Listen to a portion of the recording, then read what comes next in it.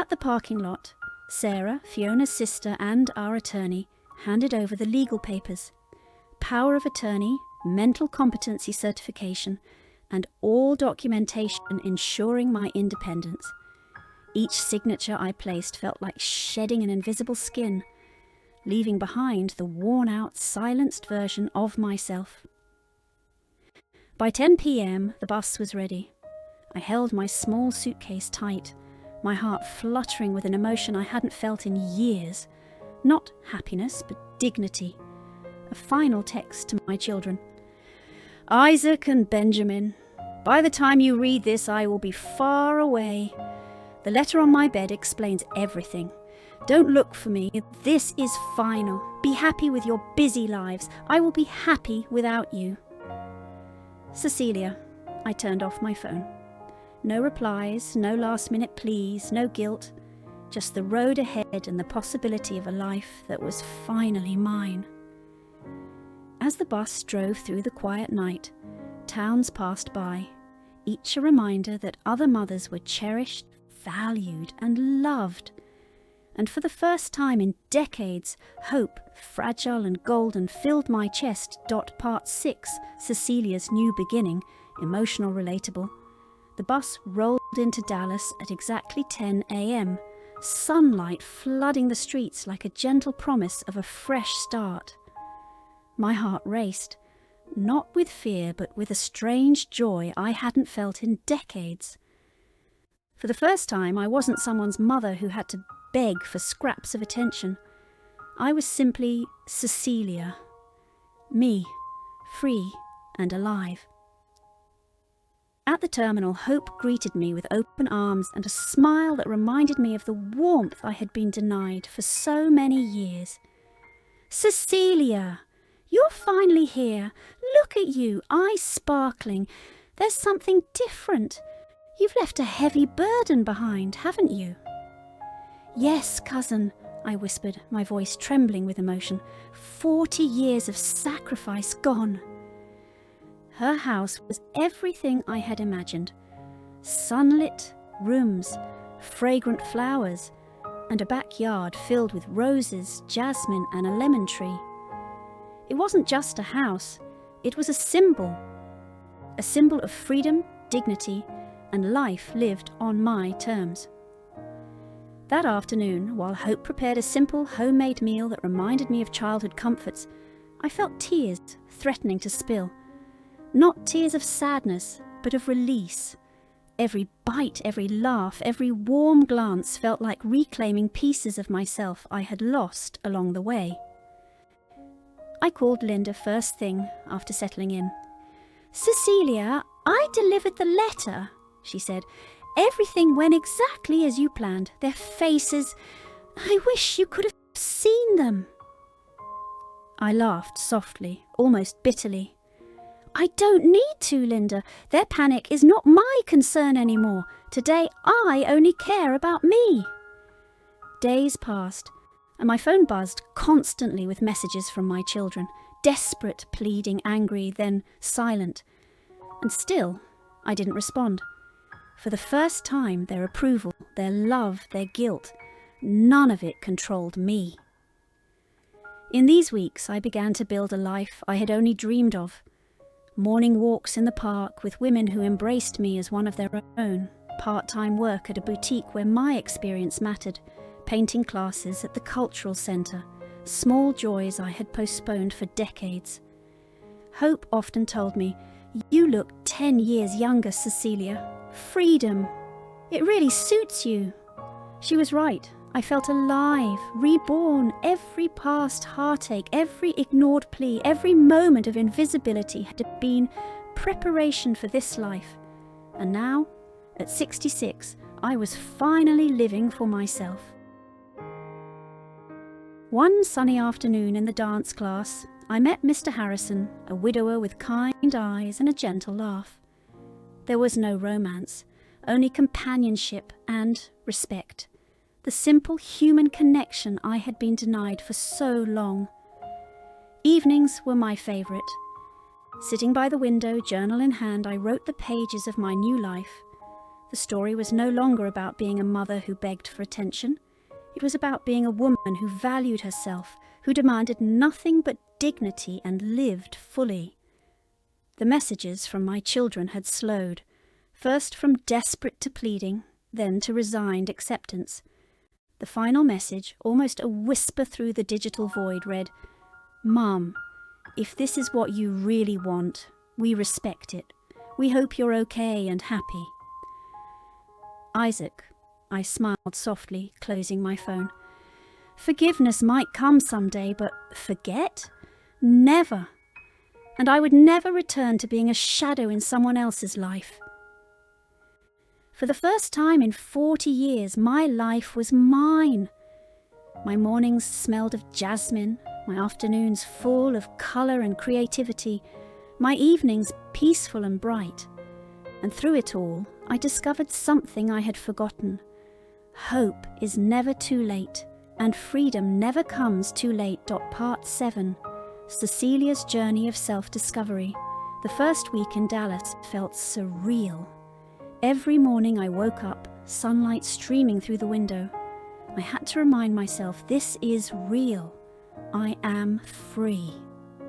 I walked slowly to the kitchen, breathing in the scent of jasmine and lemon from the garden, feeling a peace I hadn't known in decades.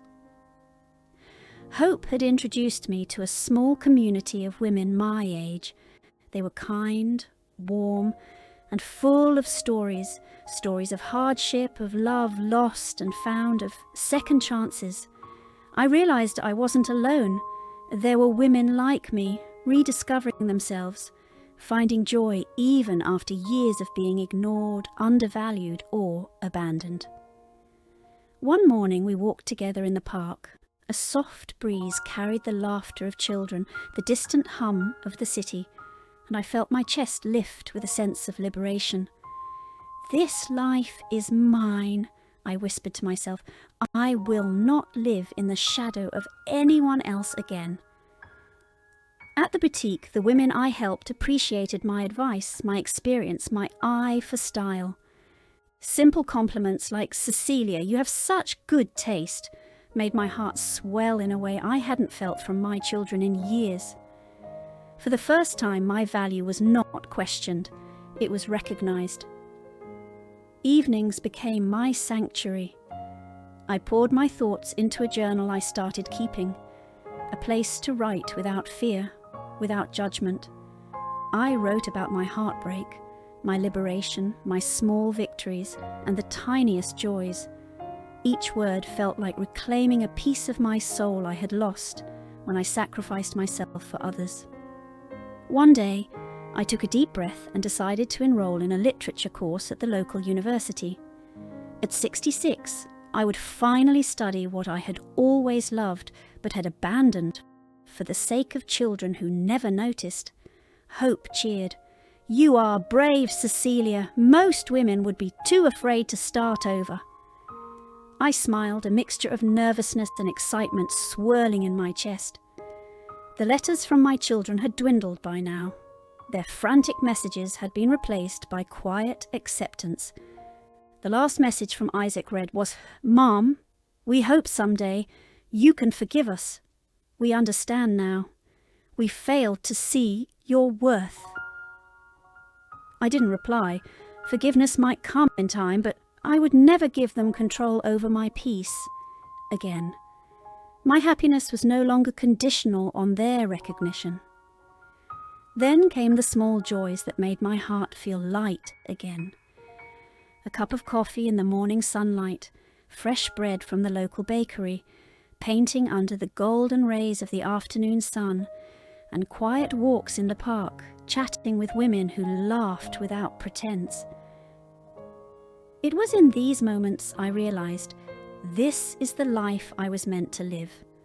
I had endured decades of neglect, but those years had prepared me for this freedom. Every hardship, every tear, every moment of loneliness had been a lesson, teaching me resilience, patience, and self-worth. One evening, as I painted a landscape of the Dallas skyline, I felt a sense of completion. The woman I had been, silent, overlooked and undervalued, was gone. Before me stood Cecilia, a woman who had survived, who had chosen herself, and who now had a life full of possibility, dignity and joy. Part 8. Cecilia's new connections and inner peace. Days turned into weeks, and every morning I woke up with a lightness I hadn't felt in decades. Dallas wasn't just a new city, it was a new life.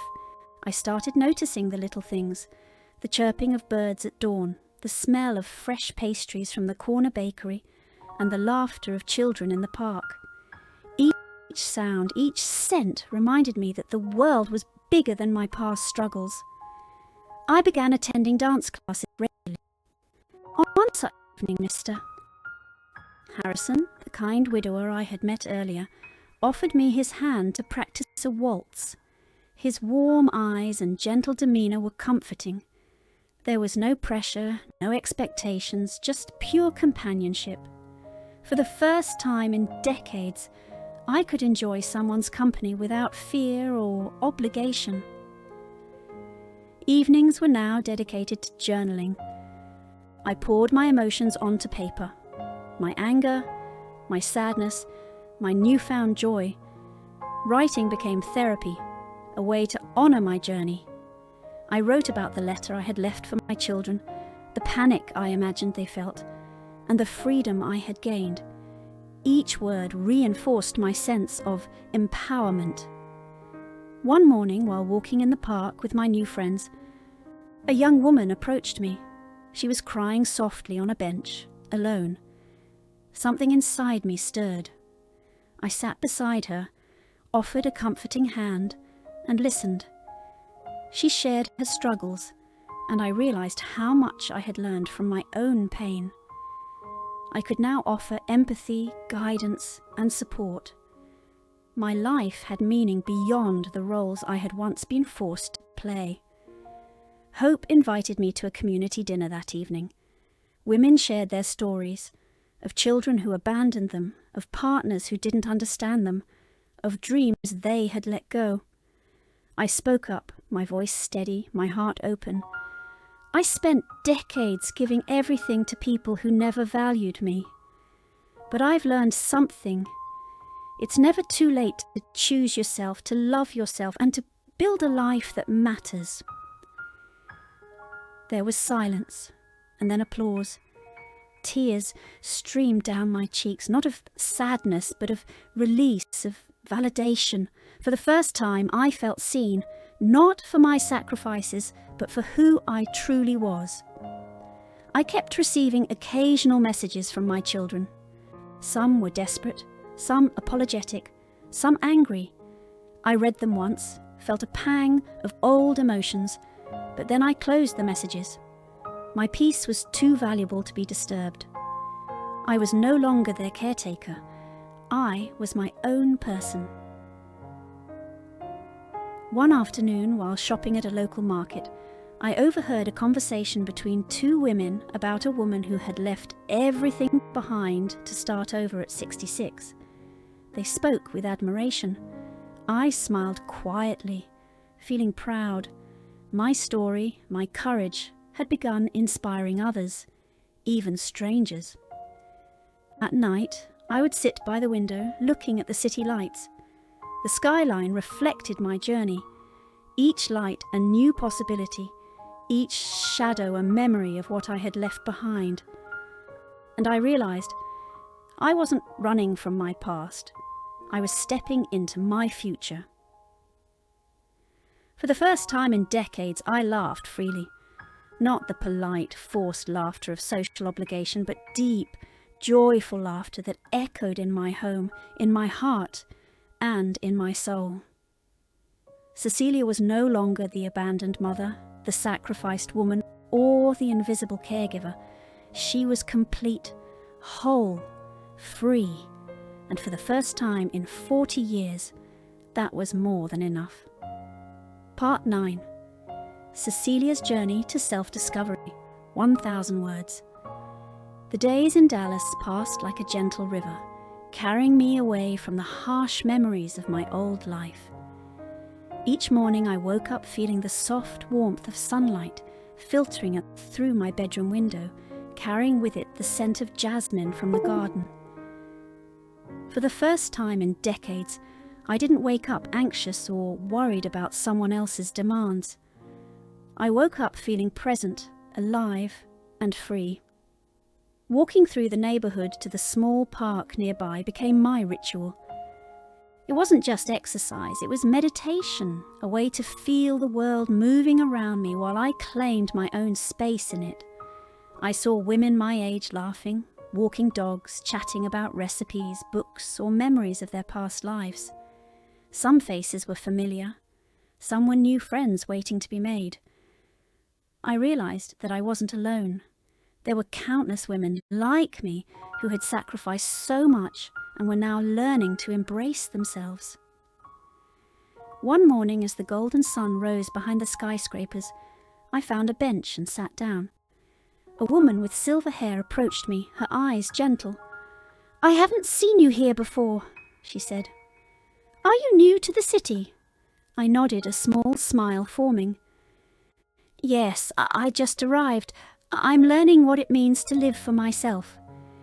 She laughed softly, a sound that felt like music. "You're in the right place then. Dallas has a way of teaching women how to breathe again." Days blurred into weeks, each one filled with small victories. I started taking painting classes at the cultural centre, something I had always dreamed of but never dared to do. I painted landscapes of my imagination, trees with golden leaves, skies drenched in pink and orange, and gardens with flowers that smelled like memories. Every stroke was a release, a declaration that my creativity had value and that it didn't matter if the world had ignored it before. Mr. Harrison, the widower I had met in dance class, continued to be a quiet presence in my life. Our interactions were simple, respectful, and profoundly comforting. There was no pressure, no expectation, just understanding. He told me one evening as we sat sipping tea, "Cecilia, it's inspiring to see someone claim their life at this age. Most people your age are content with what's left, but you're living fully." I smiled, realising that I had learned to value not the approval of others, but my own sense of worth. The messages from my children became a background hum in my life. I checked them occasionally, only to feel the old pangs of abandonment, but I didn't respond.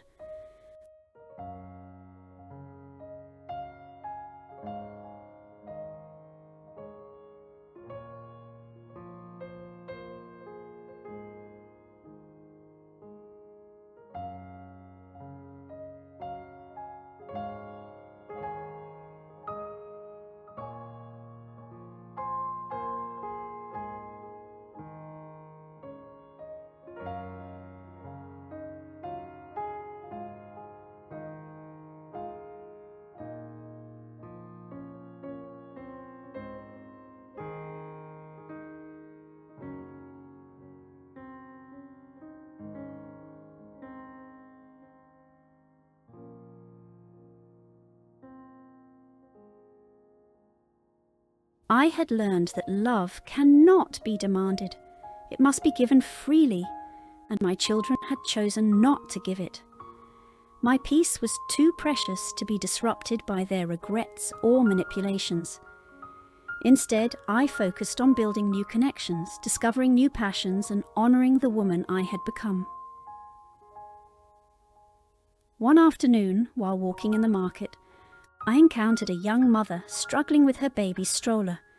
Without thinking, I rushed to help. The gratitude in her eyes reminded me of the power of simple acts of kindness. "Thank you," she said softly. "You've made my day easier."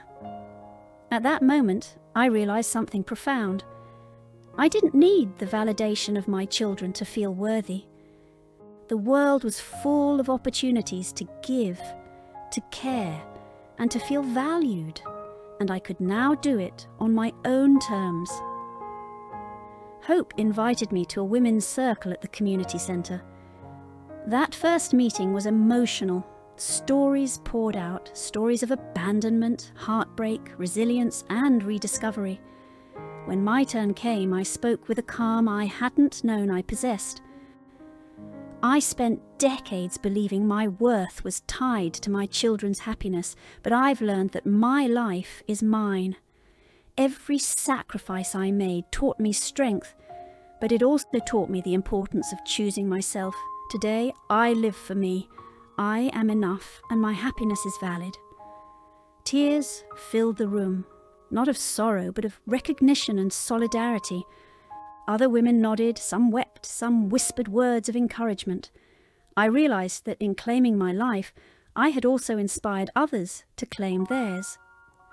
That night I went home with a heart full of warmth, knowing I had found not just freedom, but a community that saw me, truly saw me. Evenings were spent reflecting, journaling, and planning. I wrote letters to my children, not to send, but to release.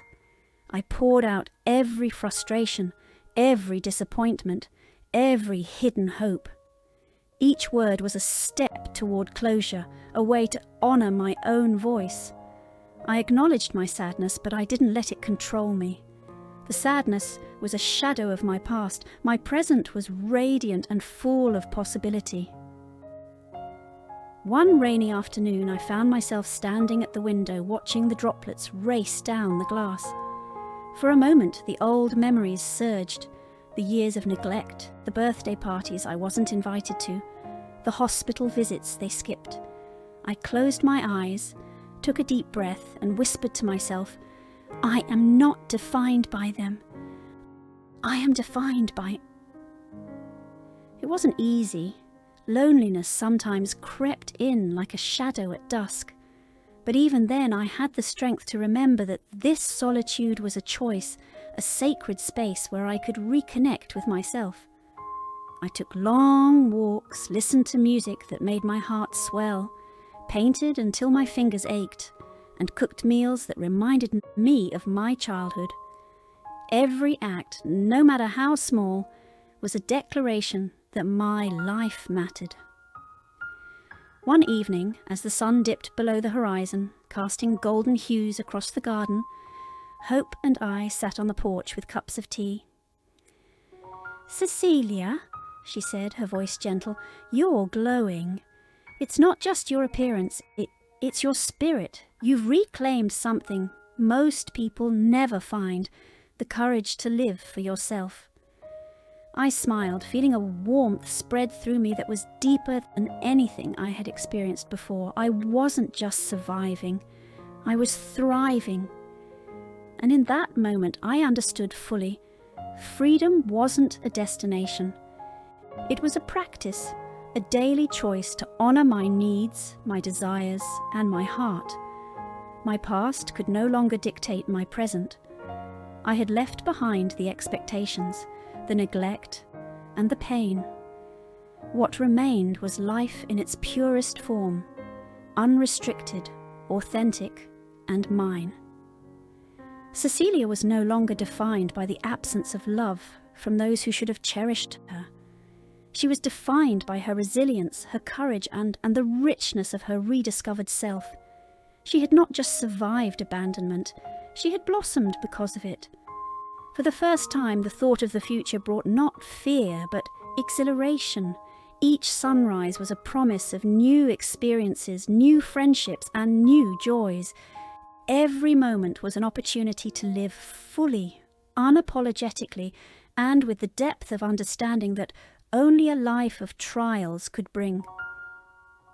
And in this realization, I smiled, not the hesitant smile of the past, but a deep, knowing smile. I was free, truly, completely free, to part 10 Cecilia's bold new chapter, 1,000 words.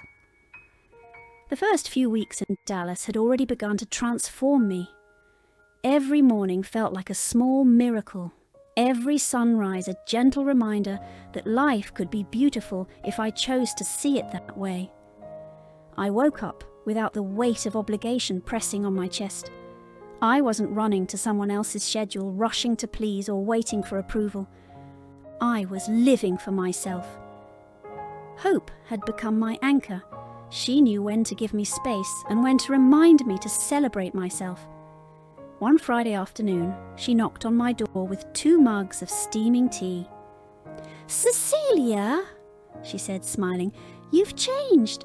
There's a brightness about you now. It's like you finally took your life back." I laughed softly, feeling the truth in her words. "I think I'm finally learning what it means to be seen. For me, not for anyone else." The market visits were no longer just errands. They became adventures. I discovered a small flower shop tucked between the grocery stores, filled with roses, lilies and jasmines. The owner, a kind elderly man named Meister Alvarez, greeted me like an old friend, though we had just met. "Cecilia," he said one morning, handing me a tiny bouquet, "sometimes you need to treat yourself first before you can be generous to others." His words struck me deeply.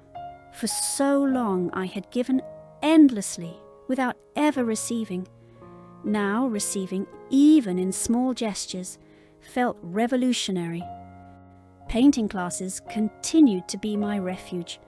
One day, as I mixed colours on my palette, I realised I wasn't just painting landscapes, I was painting emotions.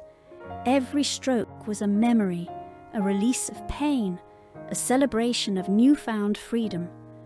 The canvas reflected the woman I had become, resilient, vibrant, and unapologetically alive. A young artist in the class approached me after the session. "Your work is incredible," she said. "It's like each painting tells a story." I nodded, smiling, understanding that each piece indeed told the story of a woman reclaiming her life. Evenings became a sacred time for reflection. I wrote in my diary almost every night, recording moments of joy, small victories, and personal insights. One entry read, "Today I walked past a bakery and bought a small chocolate tart just for me. No one to share it with, no one to judge. I savoured every bite. This is freedom. This is life." But not every day was easy. Occasionally, memories of my children's neglect would surface like unwelcome shadows. I remembered hospital rooms, unreturned calls, the way they had planned my life without asking me a single question. For a moment, anger would flare and tears would sting. Yet, even in those moments, I felt a quiet strength. I had survived those years of emotional starvation. I would not let them steal my peace now. I allowed myself to feel, to acknowledge the hurt, and then I let it go. One afternoon, as I walked through the park with a group of women, a young man jogged past, dropping a folder in the process. I picked it up and called out to him, "Here! You dropped this!" He stopped, panting, and smiled nervously. "Thank you. I was in such a rush." As he walked away, I felt a small thrill. Not of romance, but of connection. It reminded me that life was full of unexpected interactions, small moments that could bring joy and meaning. Hope surprised me one Saturday with a small gathering in her backyard. "Cecilia," she said, gesturing to the circle of women, "this is for you, a celebration of your new life." We laughed, shared stories, and even danced to soft music. It was simple, yet profoundly moving.